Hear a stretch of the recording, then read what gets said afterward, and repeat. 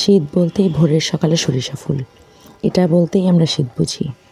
আজকে আপনাদের মাঝখানে আমি এমন একটা রেসিপি নিয়ে এসেছি যা আপনাকে শীতের দিনের যে আমেজ সেটা মনে করিয়ে দেবে। আসসালামু আলাইকুম, সবাই কেমন আছেন?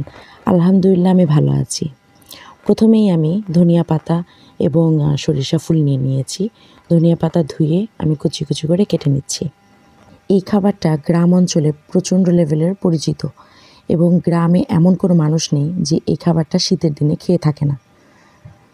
আমি আমার যখন দাদু বাড়িতে আসতাম তখন বেশিরভাগ দেখা যেত শীতের দিনে আমার দাদু সকালবেলা রাত্রের যে ভাতটা থেকে যেত সেই ভাতটা দিয়ে এই রেসিপিটা বানিয়ে দিত এবং খেতে যে এত মজা লাগতো বলার মতো না। তো আমি সরিষার ফুলগুলো ধুয়ে সুন্দর করে ছোট ছোট করে কেটে নিচ্ছি।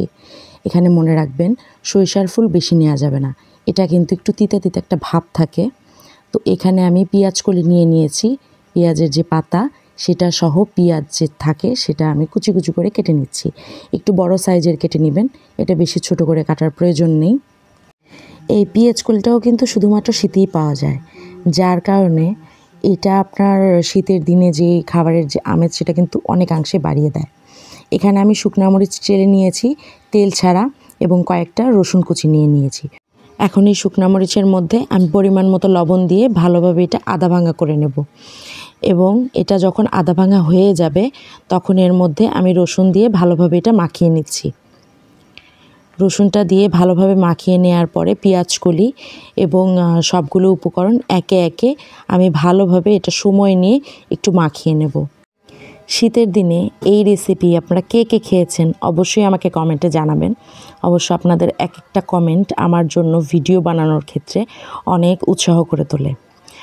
তো এই ধরনের রেসিপি আমি আমার কাছ থেকে আরও পাওয়ার জন্য অবশ্যই আমার পেজটাকে ফলো দিয়ে রাখবেন। তো দেখতেই পাচ্ছেন কত সুন্দর করে আমি মাখিয়ে নিচ্ছি সবগুলো উপকরণ এবং এটা কিন্তু খুবই ভালোভাবে ডলে ডলে মাখিয়ে নিতে হবে।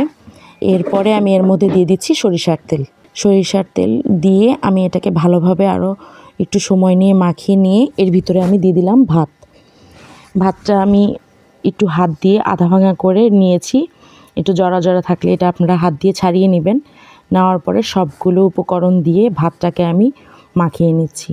দেখতেই পাচ্ছেন এটার কত সুন্দর একটা কালার চলে এসেছে এবং এটা কিন্তু এমনিতেই একটা অ্যারোমা চলে আসছে। সরিষা ফুলের যে একটা গ্রান থাকে সেটা এখানে পাওয়া যাচ্ছে এবং ধনিয়া পাতার যে একটা ফ্লেভার সেটাও কিন্তু এটা খুব ভালো একটা ফ্লেভার আসতেছে। তো আমি এটাকে খুব ভালোভাবে মাখিয়ে এটার লবণ হয়েছে কিনা সেটা একটু চেক করে নেব। এই ভাত মাখাটা দেখতে যতটা অসাধারণ, খেতেও কিন্তু তেমনটাই অসাধারণ এবং অনেক সুস্বাদু। এবং আমাদের এলাকায় এটাকে করকরা ভাত মাখা বলে। আপনাদের এলাকায় এটাকে কি বলে অবশ্যই আমাকে কমেন্টে জানাবেন। সবাই ভালো থাকবেন, সুস্থ থাকবেন। আল্লাহ হাফেজ।